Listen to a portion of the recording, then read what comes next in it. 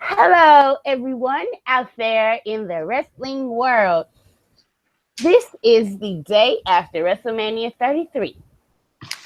And of course, Andrew and we are here for a quick little guerrilla style show right before Raw. This is kind of like this show was decided while we were watching WrestleMania. Actually, the moment I decided, like, you know what, we need to say something or do something on a show officially before Wednesday, because some of my, it was so much to unpack. We might lose some things, so I wanted to get it fresh. You know what I mean? Mm-hmm. So let's say hello to everybody. We got a limited amount of time, so we can't talk about everything. I'm trying to get to the main stuff. So, hi everybody. Hey, folks. Yeah, and overall, I really liked this show. Right? It had some good vibrations for me. Mm-hmm. And I was just gonna say that my night was kind of ruined, like right after the Hardys, which is when I decided, like, fuck, we need to do this. Um, it was kind of raining, like all during the show, and then it started storming, and then my cable and internet went out, like right after the Hardys. Like they were about to bring up the video package for the mixed tag match, and everything went stop suddenly. And I was like, what? Not today. Come on up. This is a joke. So, yeah. I was like, okay, well, it's going to come back on and I have the network. So I went to sleep. So, like, when everybody else was, like, pissed off or happy or whatever, I was just waking back up to see what the fuck happened. What had gone on? Yeah. Yeah. So, let's get into the ending of WrestleMania. And I actually got a bone to pick with you, Andrew, about this now. Uh-oh. Like, I know you don't like The Undertaker, but this was his last match. And you put together like 6 meaningless sentences about The Undertaker. Look. There was 1 hour between the end of the show and publication, all right? I wrote like 1,400 words in 1 hour. So it was kind of funny too, because like after it was published, I was like, man, I really should have probably said something more about that. And I was just like, whatever. Right? I'm a monster, I know. I think that's I'm coming to the conclusion that that might be one of the reasons why I actually didn't hate the show like some people did. I was just like, because the main event did not affect me in like any way. I was not sad whatsoever. I was just like, let's just get this over with. This is painful to watch, you know? Oh my God, listen, I felt the exact opposite way. Like, I feel like if more people who were down on what happened in the main event, if they saw it through my eyes, they would be just as happy as I am. Okay. I mean, since you don't care about Undertaker, let me take this. I'm a monster. Yeah. Yeah, and then you can take the marriage proposal and the Hardys. That was like more your wheelhouse. Okay, so listen, WWE has a part-timer problem, and the main event was one step closer to WWE and the fans collectively realizing, oh shit, these people are human beings. They have to stop doing this at a certain point. And if, let's just say, Undertaker had just a little bit left, right? And he was actually able to like wrestle, because he obviously wasn't, from what I watched last night. He was not there. Like at a certain point, Roman Reigns was literally, when you have him literally pick the Undertaker up, like he's picking up his child to guide him to the next spot. Like, okay, yes, people. And it's like some people, I'm sure people respecting the reason why the crowd, like I'm sure they were ready to murder Roman. And then they saw the Undertaker and they were like, oh shit, this is really his last match. And he looks awful. So I think they just decided it was a lot of polite claps and shit at the end. And then like the biggest spot of the match was the Undertaker host spot when he kicked out of like I think it was the third spear, and that got the crowd excited because of course it's Reigns, and of course they're gonna get excited if somebody keeps kicking out of his spears. But like at the same time, that wasn't this. It didn't seem like people were any more upset about Roman winning that match than any other match. You know what I'm saying? It wasn't a special kind of hate, which is what I heard was going to happen, but that didn't happen. It was and like people who are focused on that, if you claim yourself to be an Undertaker fan, you're full of shit because you really don't know this man. You don't know what he stands for. You don't know what he's about because that shit was right up Undertaker's wheelhouse. That was storytelling all throughout their matches. Like as soon as the bell rung, Undertaker like that's the only thing he had left to give, and he gave it back in spades with his with his looks, the way he talked to Roman, like the story that they told relating to each other. Like outside of the Undertaker's physical condition, I think everything else about the main event was perfect. Like had Undertaker been able to perform, people would have been more pissed that Roman beat him because the Undertaker was actually able to go. And so they instead of people saying thank you, Taker, and you know all that when he was doing his little ending ceremony, they would have been like one more match. But nobody's asking for one more match from that Undertaker because that was a mercy killing last night. Thank you, Roman Reigns. I know I thanked the Undertaker already, but thank you, Roman Reigns, because I've been trying to send the Undertaker's old ass home for the past 2 years, and you did it. So I thought it was perfect. Of course, everybody's not in a work rate and all this. But if you claim to be an Undertaker fan, if you claim you watch the WWE for fucking stories, you're a liar. Because you got the Undertaker, like, let's not forget, he faced Shane last year. So let's wipe that out. Like the last 3 or 4 times Undertaker had a WrestleMania match, he was having his ass carted out of the building.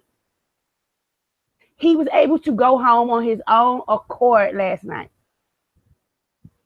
after saying goodbye to the fans. That's what that match was about, not anything else.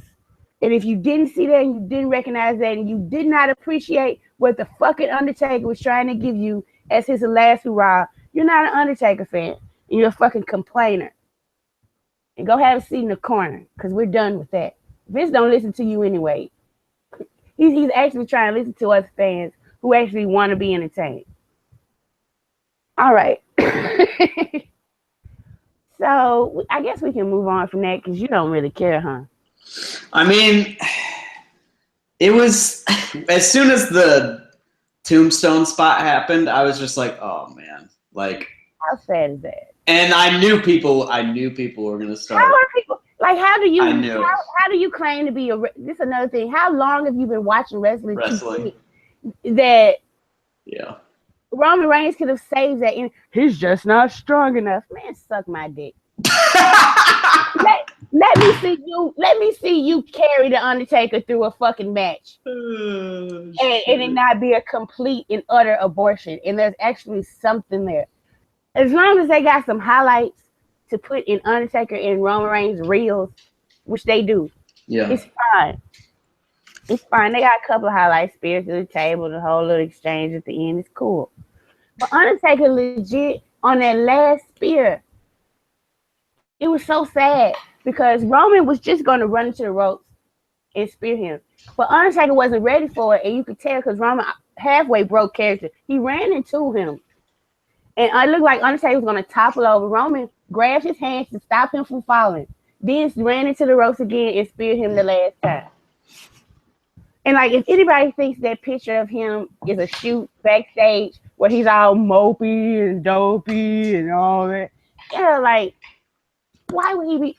Because the match wasn't what he thought it would be. Fuck that. He just didn't. If he had any bad feelings, it was just like, fuck, I had to be the one to kill old Yeller. That was what that was about. Yeah, that wasn't about no damn match quality. That's not what that was about. Like, Undertaker was fucking dead for real. I said he might as well have been wrestling an actual dead man. I'm surprised more people didn't like bitch at me for that sort of thing, actually. Because Like, I'm telling you, they knew. yeah. It's not that much anger to be had after the performance the Undertaker did. Like, everyone saw it, you know? Like, it's not like I'm making things up, you know? Right. Live and in the flesh. Had that been anybody, that main event would have been better if Jinder Mahal had been in it. Oh my God! Can we If, not talk about Jinder Mahal? no, we can move on to Team Extreme, Matt and Jeff Hardy. Man, boy, I tell you, this was a WrestleMania moment. Right. It was a triple threat match for the Raw Tag Team Championships. And then the New Day came out and they were like, but wait, there's another team. And then I think I heard some people chanting delete and some people chanting who. Yeah.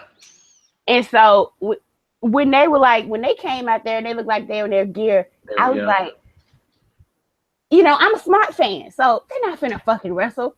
Right. So I was like, but right before the Hardys came out, I was like, oh my fucking Lord, the Hardys are going to come out. You know what I mean? Yeah. And then the music actually hit. I was like, no fucking way.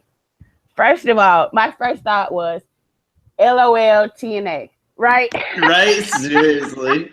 Like you have like all these people who you cannot get to buy a ticket or watch your show saying delete, delete, delete in WWE, but that came from your show. So you can own all the intellectual property you want, motherfuckers. How the fuck you gonna profit off of it when the two motherfuckers like to think that Matt and Jeff Hardy need the broken gimmick? They don't need that. Fans are still gonna be chanting delete at them. If the broken gimmick had never happened, Vince probably might have still brought Matt and Jeff back because they still were big sellers on the indies. They're still a big deal. Mm-hmm. They're still the fucking Hardys. There was nobody that didn't pop because, they're not the broken. And it's the Hardys, but they're not broken. And they were fucking broken, but they just can't be broken because we all know why. But yeah. Yeah, that might have been the loudest pop of all time. I mean, to get that loud in open air is insane. Is utterly insane. Like I can't even imagine what that would have been like indoors, Obviously not as many people, but the fact that it's indoors amplifies noise quite a bit. Yeah, I tell you, boy, and like Kofi was the last person to talk. He was like, I wonder who that team could be. And then he like kind of stepped forward like 2-3 steps. And it was like they're all kind of stepping forward. And it was like it seemed like they were trying to play like it was them. And then the drum hits and people lost their shit or whatever. Yeah, that was a blast. I don't even like really remember anything that happened in the match except the end because I was just like marking out the whole time, I was like, oh my God, because it was like, excuse me, it was one of those moments where it was like, man, this would be really cool if this happened. I want to see this happen, and like it makes sense. Like it could happen, but I don't know. And then it did, and it was just like, I'm really glad that happened. It was just like, I feel like that moment like made the night for me. Like after that moment and after that match, I was just like, you know what? I don't think I can be down on this show. Like I could try to be down on it, and like there are some things that were annoyed me and some things that actually legitimately like pissed me off. But after that moment and that match and that whole scene, like that was just a special moment. That was a WrestleMania moment, trademarked WrestleMania moment. So I don't know. I don't have like any other words to say about it other than it was awesome and it was great and it was something that you hope to get in your wrestling every once in a while, and we got it. And that's what, like, it felt so much different than last year because, like, last year they would have, like, teased it and then it would have been, like, the Shining Stars or some shit. Okay? Right. You know?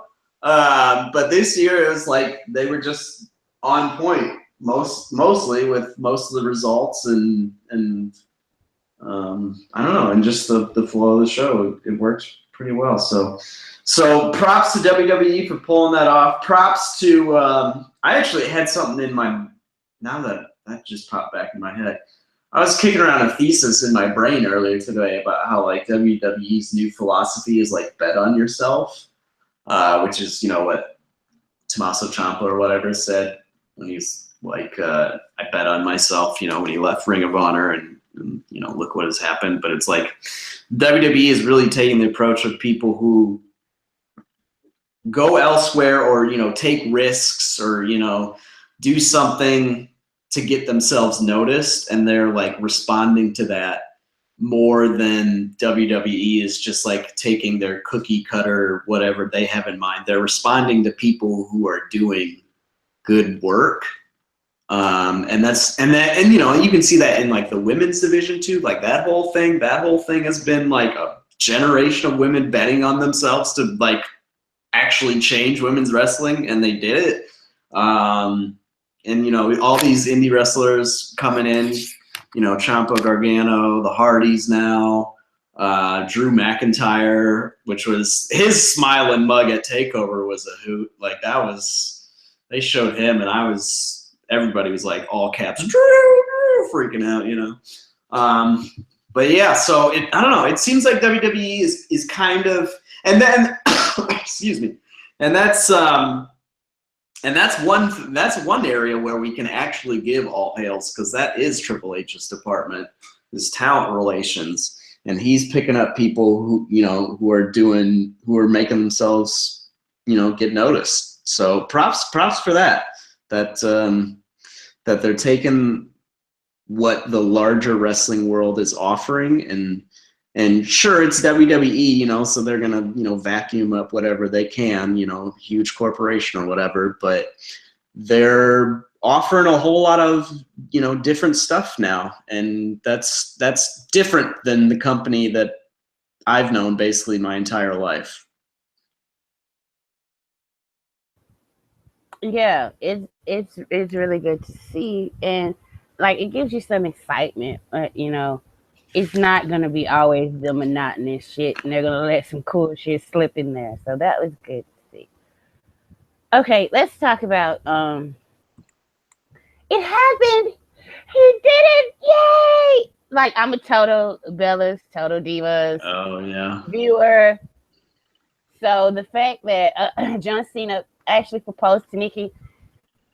Now, okay, here's my theory on John Cena on these reality shows. Okay, I don't think he necessarily really ever wanted to do them. He really ever needed to do them. And I always felt like him doing that reality show was always more for Nikki Bella and for her benefit. So like this whole thing, the way he kind of acts sometimes, I think he's like monitoring, like holding himself back because there are cameras there, which is understandable because everybody's not, no matter how public a figure you are, you might not want your personal life splattered all over for everybody to speculate about. But like the whole speech he talked about her going to surgery and what he said to her when she was under, and I was like, this is like the cutest John and Nikki thing ever. Like it was, and he proposed, and she said yes. And like I can understand, like if you're not into that, you don't care about them. I can understand how that's not your thing.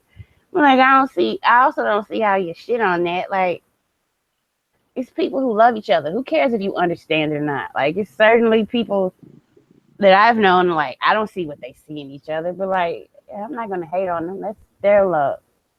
I thought it was a nice, it was lovely. It was nice. It was cute. And whenever they both decide to come back, we're gonna get a wedding. They have to give us a wedding now. They invited us in. Right. I need a wedding. I need it. Like it could be a kayfabe wedding. That's fine. Trips and Stephanie did the whole dual, like, married in real life and on TV, they're acting crazy and doing all types of weird stuff. It might help the relationship. Who knows? I swear, if I was a wrestler and I worked in the WWE and I had a relationship with another wrestler, I'd be like trying to pick their brains. Like Triple H, I know like he has way more incentive to stay with Stephanie than Stephanie does to stay with him. But I would still just like, how are they able to do that? And like, there's no problems and that anybody can see, and you never like nobody's ever known. Like I've never heard any rumor that like Triple H is cheating on Stephanie. Stephanie wants to leave Triple H, and wrestlers gossip just as much as anybody. So if it was something out there like that, Chatty Cathy's, where do you think we're getting all these scoops from? Fucking wrestlers. Mm-hmm. So yeah, it was a good moment. I liked it. Yeah, that was another WrestleMania moment. Like those two moments, like with those two moments on the show, I just like couldn't even when stuff was annoying me, like I just couldn't get down. I don't know. It was weird. I was like mad during the Andre of all things. I was like legitimately annoyed how like Harper and Sammy went out. I was like, this is bullshit. I mean, I wasn't like furious or anything, but I was like kind of irked. Me too. But then like once the I feel like the whole night turned for me when the security guard didn't realize that the Gronk thing was part of the show. Because like that security guard thinking like it was a shoot and she needed to stop. Yeah, who did not wise her up? Come on. I died when that happened. And like in the background, like when he's getting into the ring, you can see like Charles Robinson over there like talking to her and they're like laughing about it. And I'm just like, that is amazing. That is my favorite thing. So yeah, maybe that moment was the whole thing that turned me around on the show. I don't know. Yeah, the marriage proposal was great. The match was bizarre. What was going on? Why did those fans like The Miz so much? I didn't get that. Like we all like The Miz. I mean, yeah, but they were going bananas. I was very confused. I was like, are they like trolling him or are they being sincere? I think they were sincere. I thought they were being sincere, yeah. It was very strange. So that was odd. And then the match was never the thing, No. That was never, like, I didn't care. I didn't care that bizarrely the best matches of the night were Brock and Goldberg and AJ Shane and the Cruiserweights. That was a good match too. But yeah, I don't know. It was a WrestleMania moment. They were providing WrestleMania moments, and like last year, I didn't feel like there was a single WrestleMania moment last year that like no that was like special or anything. No, because the women's match was good, but it was dampened because Ric Flair helped Charlotte. Ric Flair helped Charlotte win, and then it was just depressing. It was like, well, this is bullshit. That was bullshit. Yeah. So I don't know. The mixed tag. The feud was awesome. The moment was awesome. I really couldn't care less that the match was like, oh god, the match wasn't 4 stars, so I gotta mark it down for that. Mark it, like says, gotta mark it down. Mark it down. Yeah. 6 botches can have a 5-star match with 6 botches. Yes. I just love when he does that. His mark voice. That's my favorite part when Gino starts going in on the mark. Yeah. They did today. They went in today. Yeah. So gotta mark it down. It's my favorite part. But yeah. We can talk about this quickly and get it over with. I don't like Shane McMahon. I'm never gonna like him. Like I don't like. It's gonna take a whole lot. But let me just say this: Shane McMahon was a goddamn professional at WrestleMania. and he performed excellent. Like, unlike people who hate Roman Reigns who can't do what I'm doing right now, Yeah. you know, that's the difference. Shane, it was a great match. I'm gonna tell you, when the show started, like I had already popped the bottle and I started drinking, and then and then I heard, "Here comes the money." I was like, You're "Oh, like- let me take some more gulps," because I was like, I still was pissed off because it's Shane doing this. Yeah. I'm sorry. AJ Styles shouldn't have been taken to the limit or felt like he had to cheat or needed a ref bump. Like the referee bump, like I can understand why they did not, especially with the last match having it absolutely had to be no holds barred for it to work on any sort of level. I understand where these other matches didn't get it because it was all like because the Undertaker was retiring. Mm-hmm. So I get that, but like the ref bump just felt so contrived. And Kyoto is laying there, literally watching them cheat on the mat. He's literally waiting for them to stop cheating to count the pinfall. Like that shit took me out of the match. But AJ was great, of course. But Shane, he did his damn thing, and he delivered. And you know, this is probably the last nice things I'm going to say about it. Yeah, I mean, credit to him.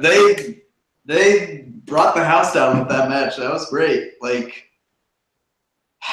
AJ is a wrestling god, as I called him in my review.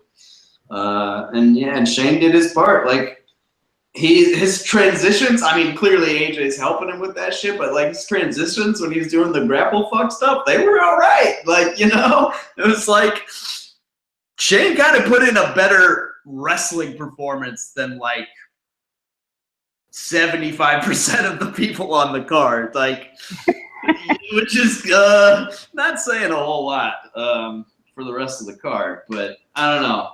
No, I just think that's putting Shane over because I don't think anybody was like, except for Undertaker, but he can't help well, it. Anybody was bad, you know.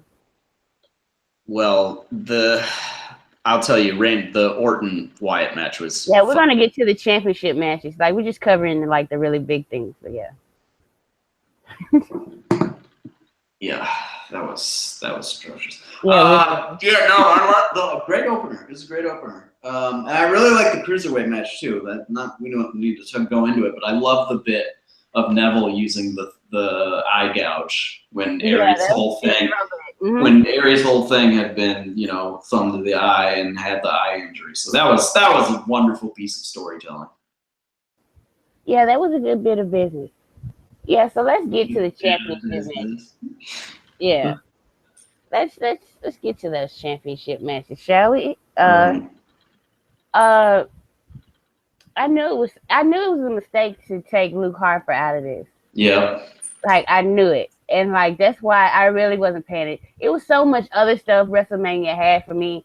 That was like, okay, this just isn't gonna be for me. I really like I've not really talked about this match for the simple fact that like I don't know a single fucking move that happened in that match because all I remember is the fucking magic show they had with the fucking images. Like, who the fuck thought? I see Bray Wyatt had tweeted last week, like, try to follow his match. So if that is like, if he knew that was going down and that's why he tweeted that, I have to question, like, Triple H in the interview said Bray Wyatt gets it. Like, so if he thought that, like, that was going to be, like, the thing that tips everything over, oh, you can't follow that. Like, I question how much he does get it. You know what I'm saying? Yeah. Because there's no fucking way. Like, if I'm a wrestler and they tell me this, okay, I'm doing this, and this sounds goofy as shit. But if this helps me win the match somehow, yeah, we can do this. But I'm doing this, and this is goofy as shit, and I'm still going to lose. Why the fuck am I doing it? Yeah. That was my whole point. Still doing the job in super anticlimactic fashion. I would have been cool with it if like Randy Orton's setting up for the RKO, right? And then they do it just one time and freak Randy Orton out. Yeah. And he's like, what the fuck? And then a sister Abigail out of nowhere and it wins the match. I think that's a better way to execute it than just, it kind of was like making a fucking joke out of the championship match a little bit. It really bit. was. It was like, the more I think about it, I just get more upset about that match. Like, it really, like literally every second I think about it, I'm just like,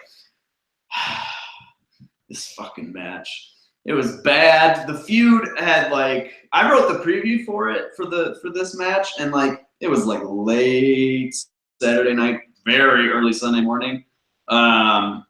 And I was like going over it, and I got to like, and I was in like all the fall and like winter shit. I was like, yeah, this is great stuff, writing it up, blah, blah, blah. And then I got to like the last like 3-4 weeks, and I was just like, this fell off real hard, real fast, when they like took it from like emotional like resonance, like relationships within the trio there, and they started doing this like wacky shit. And as soon as they started doing the wacky shit, like the feud just collapsed in on itself. And that was basically what happened in the match, because they were like, oh, look at these crazy ass creepy crawlers or whatever, and then that was it. And then the match was bad and not good and lazy, and it was just very frustrating. And I made the point today, and I'm gonna reference my theory about how SmackDown gets worse in the lead up to dual brand pay-per-views. I think it is especially true with Bray Wyatt's character. I think different people in creative have different ideas of what the character is or should be.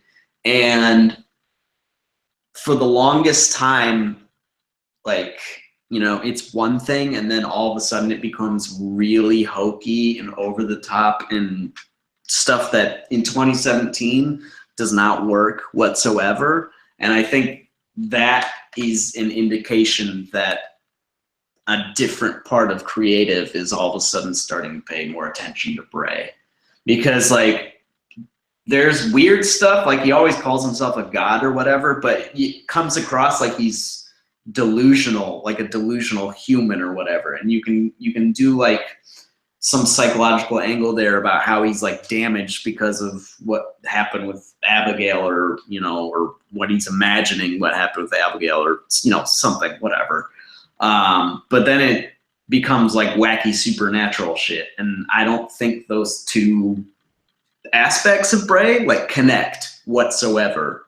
It feels like they're literally two separate characters that are both called Bray Wyatt, and they have like kind of some similarities, but like in the grander picture, like envisioning the characters, they're two separate ideas. To me, at least, is how it comes across. And especially in this feud, like for a long time, it was, you know, personal relationships, and then it gets goofy, wacky, hokey.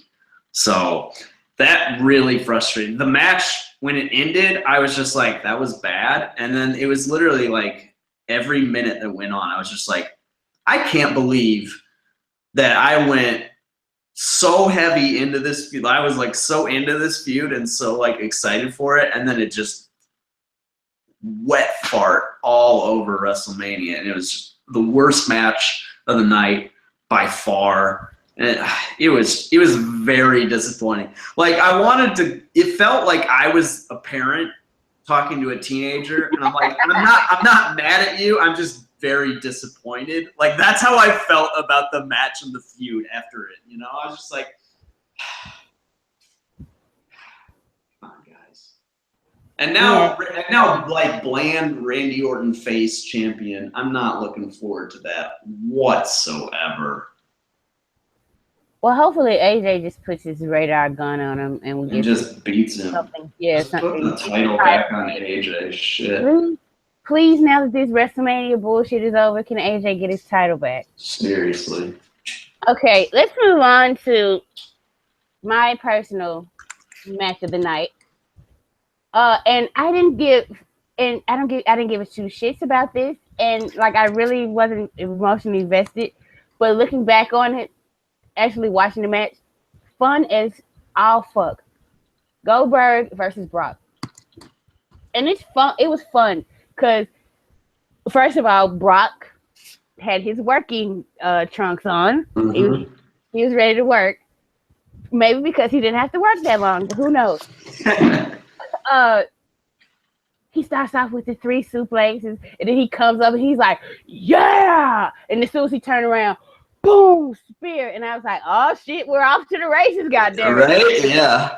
And they just start throwing bombs and going at it and going through the barricade. And then I'm sitting here and I'm watching Goldberg actually go to Suplex City. It was awesome. Like, I think because you haven't seen Brock doesn't get enough credit for reading the tea leaves with his character and being like, people just say, "Oh, he just cares about the money." That's bullshit. He cannot maximize his dollars if his character is portrayed in a certain way, and he makes sure it's not portrayed that way. And the fact that people were upset, "Oh, Goldberg beat him, and he's a part timer, and it should be a young guy," not realizing that Brock's kind of getting a little character development. We haven't seen Suplex City in a while, and like they don't let him talk, so he only really gets to develop his character because Heyman is gonna say the same fucking promo over and over. He only gets to develop his character in situations like this. It is like he was like a fucking kid. Like he was reborn. He was rejuvenated. He was like, I don't know where I've been, but I'm back, baby. Yeah. He was like so fucking happy to open up Suplex City on Goldberg. It was fun. And like, yes, God, if we can keep this we can have this Goldberg come in like a little bit more often and is a little bit more willing to work with guys, I wouldn't have a problem with him being champion. Like, yeah.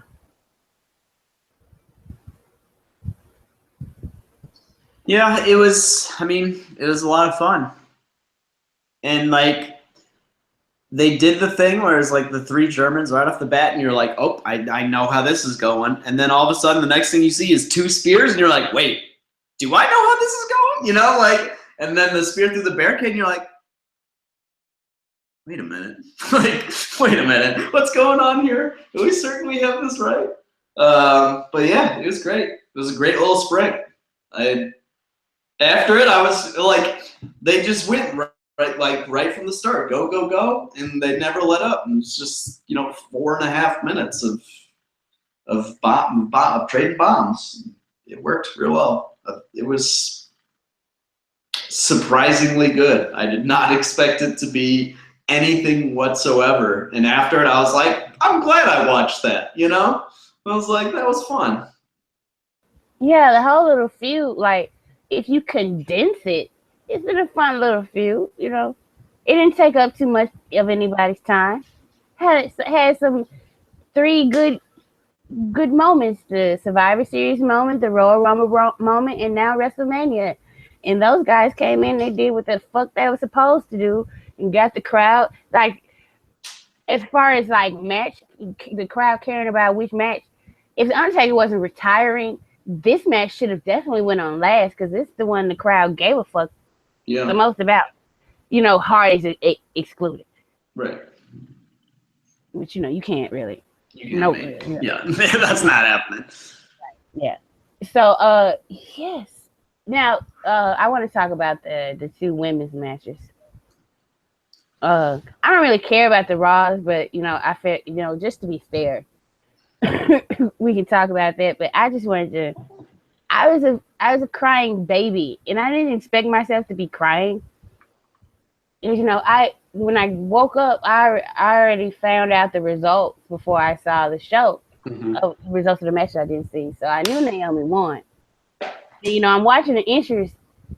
Other women make their entrances, and then Naomi comes out, And like for some reason, emotion just hit me so hard, and like I'm full on crying by the time she slides down the ramp. I am full on crying. I am crying the entire time she's out there. Like it just is knowing that I have like little girls and they're black and Naomi's like Sasha Banks is black, but like I don't know how to explain this to non-black people. She's darker skinned. Yes. Yeah, I'm literally thinking that. I was gonna bring that up. Yeah. And so, like, especially with somebody like me who is darker skinned, you hardly ever see dark skinned women put in a position of prominence any fucking where. Not in wrestling, anywhere. So, like, the fact that it's Naomi, who I've been rooting for since forever, and this is WrestleMania in her hometown, and like, this was the perfect time to put the fucking belt on Carmella. The perfect fucking time to put the belt, or to just keep it on Alexa, because she's the type. She's the prototype of what everybody thinks they want from the women, right? Mm-hmm. She's not that good in the ring, but she can talk, and she's like fantastic to look at. She is. She really is. She's God. But like, I feel that way about Naomi too. Like, I think Naomi's fantastic to look at, but it's a different standards of beauty when you get to women of color, and the fact that like she's being accepted, and this is a gimmick that she had to fight for like over 3 years, and it's just a culmination of everything. I was just a blubbering mess. So yeah, I loved it. Like, I know they got the death slide, but not really, because the crowd cared, because Naomi won. Yeah. So, yeah, like, crowd was into it. Crowd was hot and was kind of pretty hot for it, all things considered. Yeah, they were there for Naomi winning, and I was happy about that. Like, I don't know how she got over so fucking fast, but God, let it continue. Boy, and I tell you, like, boy, we've talked a lot about Becky Lynch, but man, Naomi got over in a month and a half, way more than Becky ever did on SmackDown. Yeah. Like, so I don't know. That says something, folks. Well, some people will say, well, to be fair, Naomi in this little run has been booked strong. Like, even before then, she had already went over Alexa when they weren't really paying that much attention to her last year. So true. But no mercy. I think that's kind of like a cop out a little bit. Yeah. Becky had more. I think she had a leg up on Naomi because Becky saved the women, like the Divas Revolution. You know what I'm saying? And people already had this much level of investment in her. Like, she just, like, the last good, like, really standout thing that I liked from Becky was like the La Luchadora stuff. Yeah. Or in the, right before the tables match where she had the interview and she, like, everybody was shocked. She called Alexa a bitch, yeah. But that was months and months ago. Yeah, that was December. It is April. Yeah. Right. So that was early December too. Mm-hmm. Yeah, no, that match was great. I cried too because Alexa lost, but I did not cry. No, that was great. I enjoyed it. I was like the only person in the world who, like, on Twitter, I was like, man, this match is great. People are just like responding to me like ... and I'm like, am I the only one who was into this? I was super into it. I don't know. It was because it was just like a sprint. I mean, it was like 6 minutes, but it was like go, go, go. Like, shit was happening, And like usually in like 5-ways or 6-way matches, they'll be like dumping people outside the ring. They'll just be like blah, blah, blah. But this just felt like chaos constantly, It felt like what would actually happen if 6 people were fighting, Yes. And like it was just like shit was just all over the place. I was like, yeah, this feels kind of real. So like, it wasn't choreographed great. I was just like, it was what? I don't know. That was a weird. No, I feel like you're right. If you have if you have more than 3 people in the ring, there should be like a certain layer of chaos over it. Yeah. So I agree with you on that because like I agree. I didn't mind it. I mean, it served its purpose. It's WrestleMania, and it's not for the work rate. It's right, exactly. Yeah, we got a WrestleMania moment out of it, you know. They actually booked the WrestleMania like for fucking stories, and people are complaining that there wasn't any 5-star matches. I'm sorry. Matches, yeah. Go watch your New Japan bullshit. I was just gonna say that it's not New Japan. The name of the show is not Wrestle Kingdom. It's WrestleMania. Okay, two completely different shows. And by the way, I had New Japan. I watched Wrestle Kingdom. It's fucking shitty except for 2 goddamn matches. 2 shit show. Like I was like, what the fuck is no? Okay. Let's move to the triple it should have been a triple threat. The fatal 4-way elimination where they made Nia Jax look really, really strong. That was annoying. Like I feel like the match would have been much better if they did not have if they did not have to carry her through her elimination. Like, it's fucking ridiculous. She's knocking all 3 of them over. All 3 of them had to team together and pin her. And I know, like, people are, like, Nia Jax fans, but you should really want her to improve if you want her to be a champion first. Because that's what I wanted from Roman. Before they put anything on him, I wanted him to improve where he could be able to carry that belt and perform what's needed of him, and I don't think Nia Jax has it. Now, I will say this: I like her taunts, but like that's like they're not that good, and that's like the best thing about watching Nia Jax is her taunts. Yeah, her offense is still like I think she's scared to lay into people. Mm-hmm. I think that's what it is, and she's gonna have to get over that, or as soon as WWE finds a woman her size that performs for her size, like they're gonna be like, and Triple H runs talent, so he don't give a fuck about you being a Rock's cousin.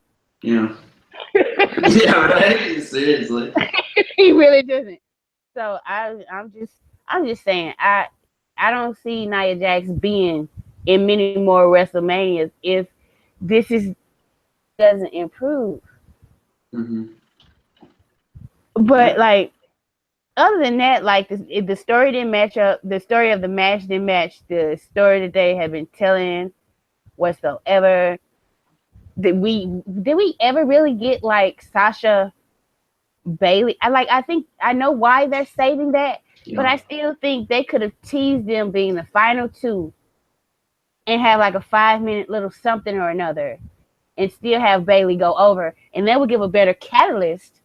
Yeah, if they turn Sasha tonight, I literally have already started like writing part of the review, and I will eviscerate the turn. No matter how it happens, I'll like comment on how it happens and like what they did, and be like, okay, blah blah blah. But like the story has just been is stupid. It's so dumb, and they've just had Charlotte and Steph a little bit tell us this is what Sasha is doing. Nothing on screen reflects what they have said. Literally nothing.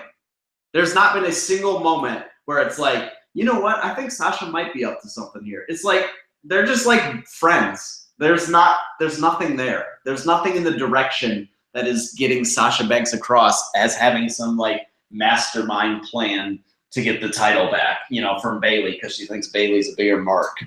Like it's not come across at all. And so if they do turn her, it's gonna be funny because people are gonna be like, "Oh, Sasha's a heel," and I'm gonna be like, "Fuck this shit."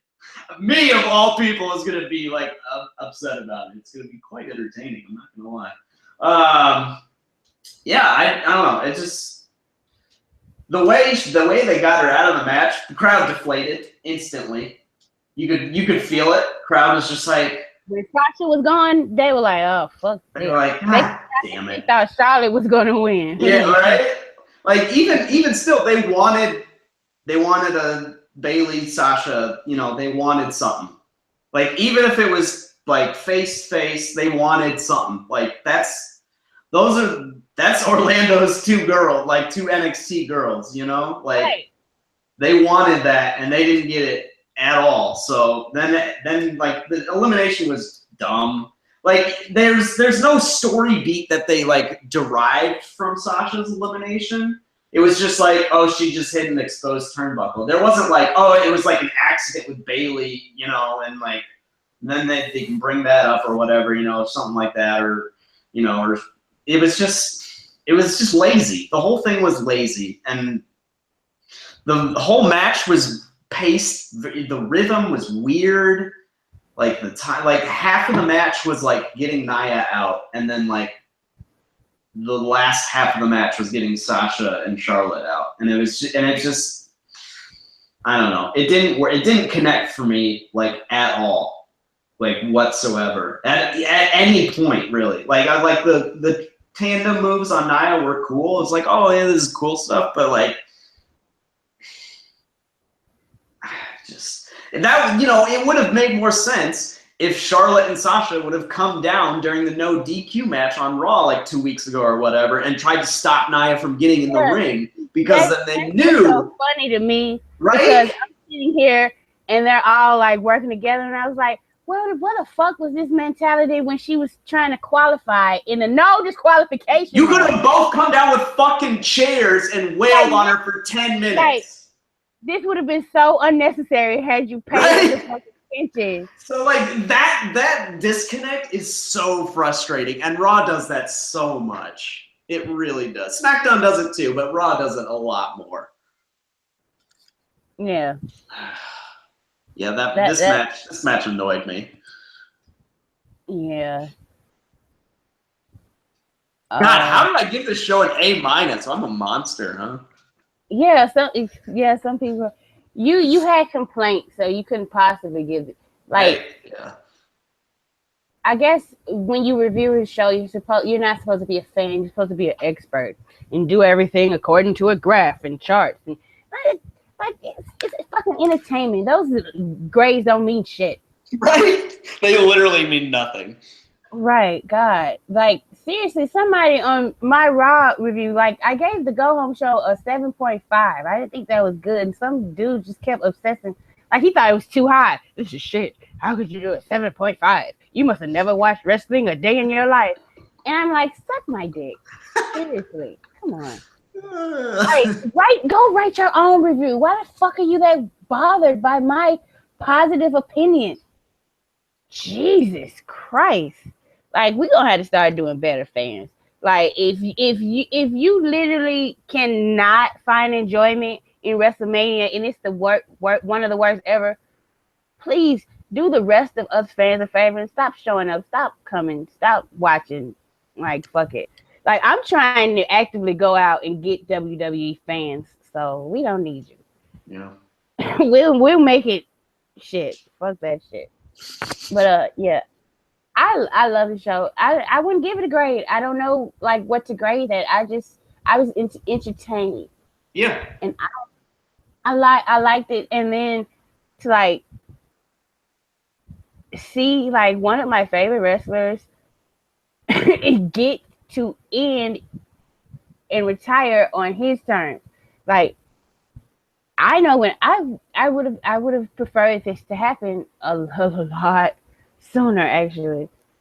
But like, he went out on his own terms. He was able to walk out. He was fine. He said goodbye to his fans. Like, all that, toppled with the Hardys and all that stuff. It was great. It was good job, Vince. Yeah. Now let's build on this, please. Yeah, let's build on this starting tonight. Like, yes, let's put on a good show and tell some good stories, and don't turn Sasha. And the one thing I want to say is, like, seriously, I'm all for Roman turning heel. Please do not turn him heel tonight for no fucking reason. Like, people want stories, but all of a sudden we would just want Roman Reigns to just turn to an evil person just because, for no reason. This should be a precipitating thing. Like, because he did some good fucking character work in that match. Yeah. And like, if they do not capitalize on that, like, I'm just gonna be like, that's so typical. Like, they never capitalize on the character work that he tries to put forth. They never do. They always throw it away. And like, if they fucking do that this time, I'm just gonna be like, I'm gonna give up. He's never gonna be healed. Like, if they don't give him some kind of spice, it's never gonna fucking happen. You got any final thoughts? Because Raw is gonna be on. Raw's about to start. Yeah. I don't know. It felt like a WrestleMania. It felt like what I wanted out of a WrestleMania. You know, that's basically if I had one sentence for the review, that would have been it. It felt like a WrestleMania. Yes, you're right. It actually felt like WrestleMania, and there were no part-timers showing up, and I think that was so. Yeah, like the Hardys, that was special, but they're coming back to work full time. They're champions now. It wasn't like a one-off just to pop the crowd. And Right. I think Vince didn't do any of that. He didn't call for any of that because he wanted to give all the attention to Undertaker. So too bad Undertaker can't retire every year. We're definitely gonna get some Stone Cold, Steve Austin, or The Rock next year, unless we can find somebody else to retire. God damn it! And nobody's meant as much to that company as Undertaker. Very few people have. Like, you could probably count on one hand the people who have meant as much to the brand overall as the Undertaker. I thought, yeah, it felt like a WrestleMania. Like, it was like when I used to watch WrestleMania as a kid. I had similar feelings. So, yeah. Really good show. Because if it was a shitty show, we wouldn't be sitting here talking about it. Nope. So we're gonna thank you guys for listening. We're still gonna do our regular shoots, people. It's like it was a 15-hour show, and we just talked about 3 hours of it today. So Yeah. Please follow me at Militia Malice Joe. Oh, Andrew at andrewmswift on Twitter. Yeah, we could. You can go on and take us out, Andrew. Yeah, and especially give yourself a special Smarkmania hug for yourself. Bye.